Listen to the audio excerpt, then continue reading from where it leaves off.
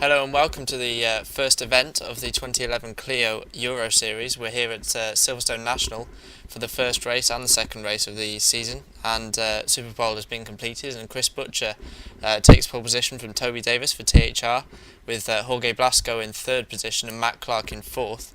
Ryan Callan was in fifth position with Lennon in sixth, and Adam Vaughan in seventh. Callan and Vaughan were mighty quick in practice. They'll be disappointed with fifth and seventh respectively.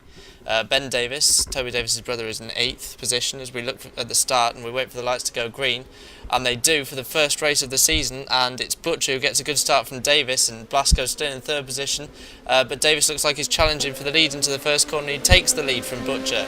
Blasco's still in third position, and Matt Clark looks like he might be ahead of Callan still at this stage as the field streams through Copse Corner for the first time, and there's a bit of contact in the background, wing mirrors flying everywhere, and Callan now on Blasco as they stream towards Brooklands for the first time, and he's on the outside of Jorge, who's having a look at Matt Clark, who's a bit sideways, and Blasco gets into the side of him, and Callan looks like he's trying to make the move stick up the inside of Jorge, and makes it. A little bit of contact there, and Matt Clark drops back down the field a little bit there. I think there was a little bit of lag involved. Luke Vicker now down in 22nd position. This is on the second lap of the race.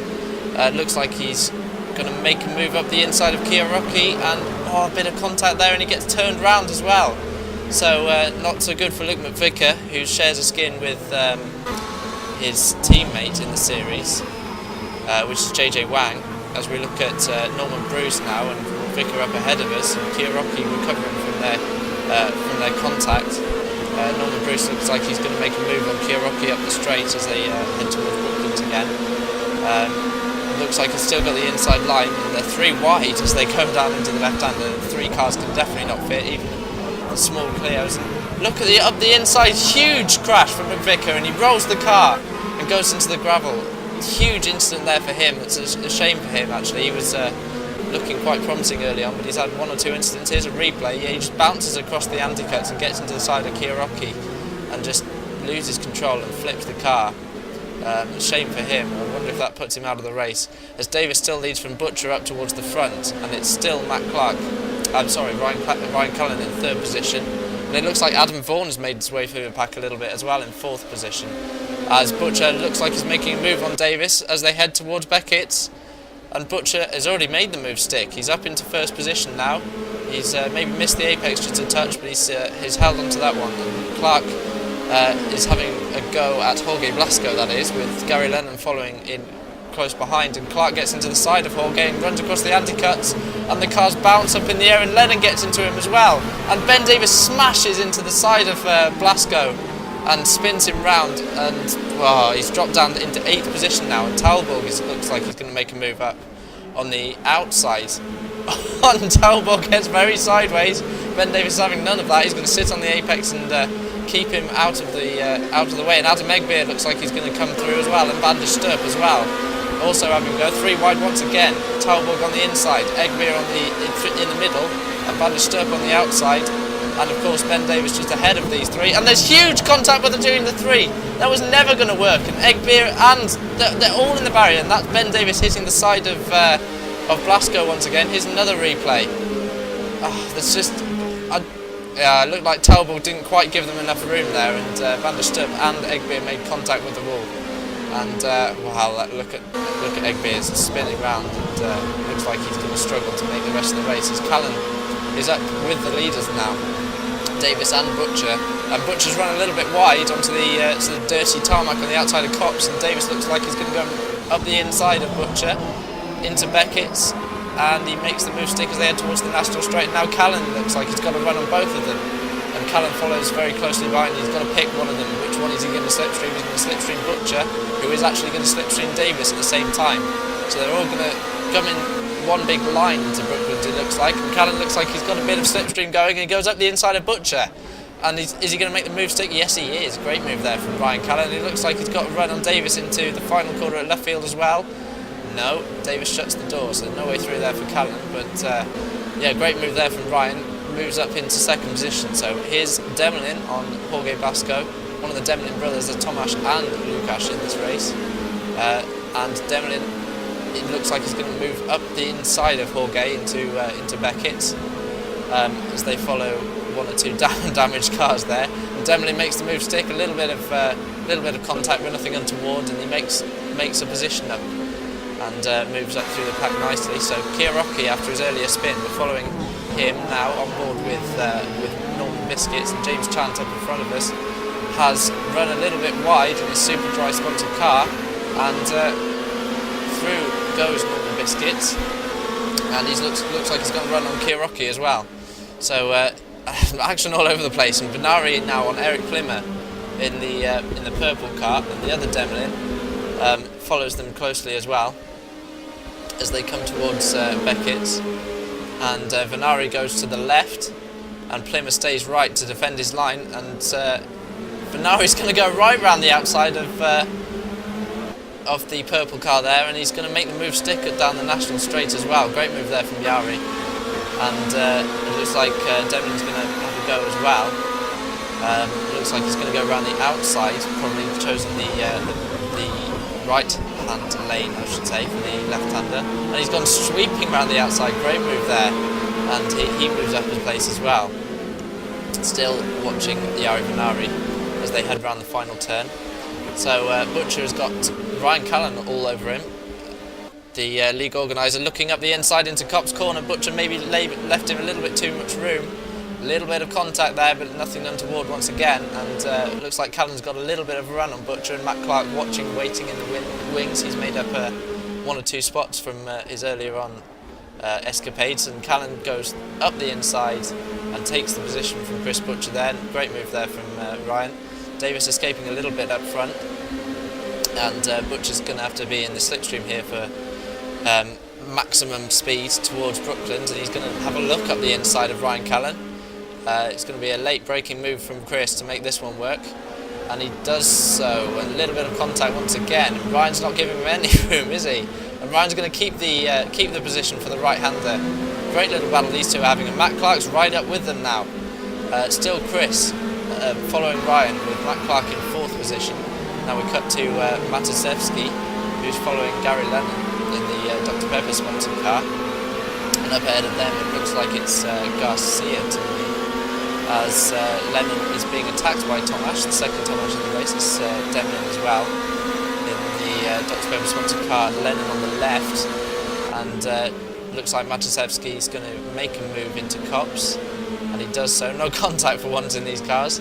Clios do lend themselves to a little bit of panel bashing, but they get through there nice and cleanly. Lennon's missing his right wing mirror, so it shows that he's had a little bit of contact with someone at some stage.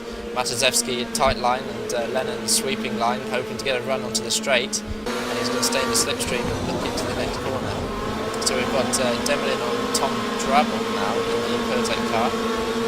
I think it's the Pertec car. No, it's the well, anyway, no, it's Demlin on the left of Drabble, and that's Nicolette Ilvanov. Is that Ilvanov in front of them? I believe so, and Drabble doesn't give him any room, does he? And Demlin's going to cut him back here, I think, probably. And they're followed by the number 9 of Jorge Blasco, recovering from an earlier incident. And he's going to try and have a look at the inside. It looks like here's Mark Burney and Anthony Kiarocki once again.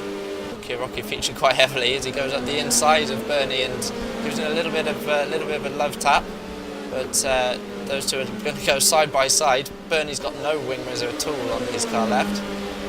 Into Beckett's once again. It's a good favourite overtaking spot here, but Burney closes the door, but he leaves, runs a little bit wide, misses the apex, and Kiarocki says, "Thank you very much, I'll take the position straight back from you."